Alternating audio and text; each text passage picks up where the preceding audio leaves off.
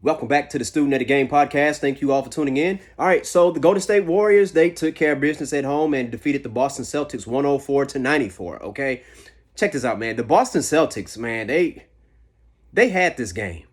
They had this game, man. When if Steph Curry is going to score, how many points Steph Curry scored? He scored 16 points. 0 for 9. 0 for 9 from three-point land, okay? 7 for 22. Boston Celtics, you were supposed to win this game. You were supposed to win this game, okay? Like, the Golden State Warriors, everybody outside of Steph Curry took care of business. I'm not saying Steph Curry did nothing, but Steph Curry wasn't Steph Curry today, okay? We both can agree to that. We can agree to that, right? Okay, he was not superstar. He was not a superstar today. But, the Golden State Warriors, they still took care of business. But I have a problem with Al Horford, okay, only getting 6 shots. I'm going to tell you why. He's 6'10", 6'11". Okay, he is a jack of all trades. He is a triple threat, okay? He can dribble the ball. He can pass the ball. He can get to the basket. He can shoot, okay? He can play with his back to the basket. So how many times are we going to see Steph Curry, Gary Payton,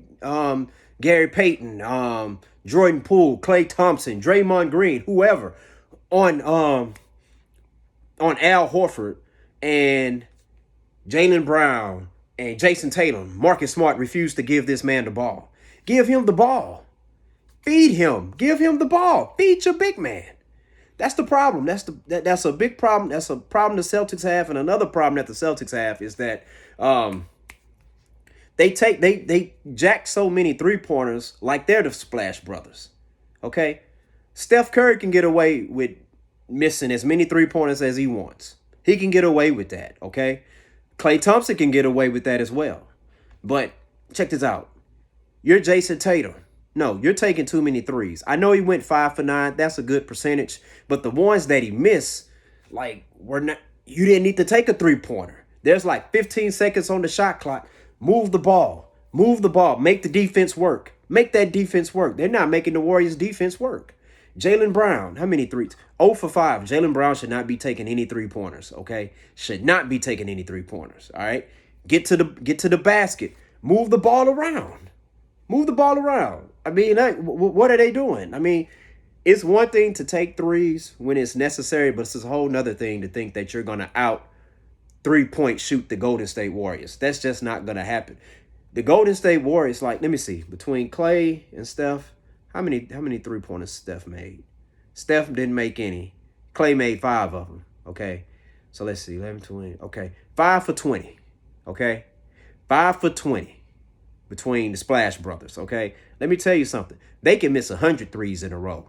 You know why? Because those are the Splash Brothers, all right? Hey, man, once they make a couple in a row, it is over. It's over, man. It's like a big hurricane coming to swoop through, okay? When those two players make 2 3-pointers in a row, all right? But Jason Tatum, Jaylen Brown, you're not going to catch fire like them. So you know what? Move the ball. Move the ball around. Feed Al Horford. Al Horford took, how many shots Al Horford took? 6 shots. 6 shots from Al Horford. Half of them were 3-pointers. I'm not feeling that. I'm not feeling that. The Celtics, you're going to be in the finals. Hey, man. Hey, play like you want it. Play like you want it. Golden State, yeah, they took care of business, man. Draymond Green had a better game tonight. He looked more focused. He's 8 points, 8 rebounds, 6 assists, only 2 turnovers. Now that's impressive. Only 2 turnovers, so that's impressive. As much as he handles the ball, the fact that he only got 2 turnovers, but he got 6 assists, that's real good for Draymond. But unfortunately for Draymond, he got fouled out. Man, that's the 3 games. That's 3 out of 5 games in the NBA Finals where this young man has gotten fouled out. I mean, for the love of God, he just can't help himself, right? I think that puts him. Let me see. I think his points, how many points he has scored total in the finals, and his total amount of fouls are neck and neck, all right, in this series. It's amazing. But he played big tonight. He was his usual self. Who else? Let's see. Jordan Poole and Gary Payton II, they were big. You got 15 points from Gary Payton off the bench, and you got 14 from Jordan Poole. Hey, it's hard for the Golden State Warriors to lose with them playing like that. But I think today's MVP for Golden State is Andrew freaking Wiggins, people. Andrew Wiggins. Y'all better recognize. You know what? I did not know his father is Mitchell Wiggins. Mitch Wiggins. Used to play for the Houston Rockets, and I think he played for the Golden State Warriors a bit too. And when he played for the Rockets, he was part of that Rockets team that went to the 1986 Finals. Man, how did I miss that? Right? I remember him playing for the Rockets, but I couldn't remember whether or not if he was on that team. Okay, so hey, shout out to Mitchell Wiggins, shout out to Andrew Wiggins, man. Great game. He went 0 for 6 from 3-point land, but you know what? He was 12 from 23 overall from the field, which is almost about 50%. 13 rebounds. Okay, 26 points, 2 assists, 2 steals, 1 block. And let me tell you something. He has a very important job. He's actually guarding Jason Tatum one-on-one. He's actually guarding Jaylen Brown one-on-one. So to play defense on those guys all throughout the game, how many minutes he played? Let me see. 43 minutes. Then score 26 points. That's amazing. He's tonight's player of the game.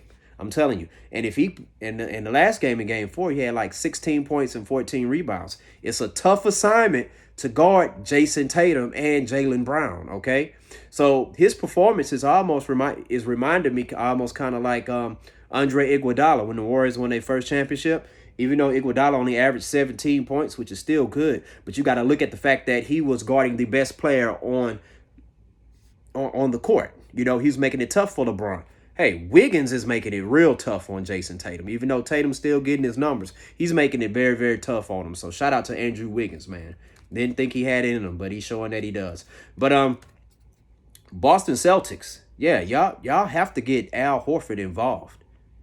They are utilizing Al Horford like Al Horford doesn't possess the skill set that he has.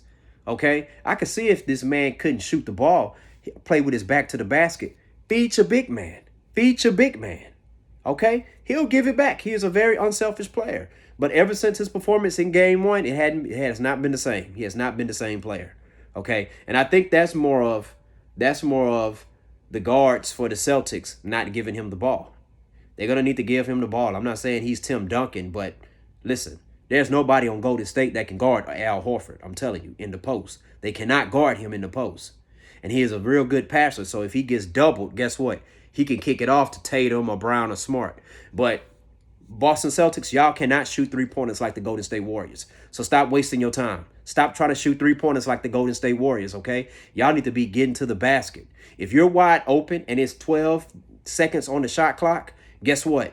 Try to get in for a better shot or move the ball around. Make that defense work. You're not making the defense work doing all that dribble. It's not working at all, okay? But we'll see. I said my prediction was Warriors in 6. So it looks like that's probably what's going to happen. So we'll see what's going to happen with this. That's all I got to say on this matchup for game 5? Man. And then game 6 is not until Thursday. Like, they have so much time off in between.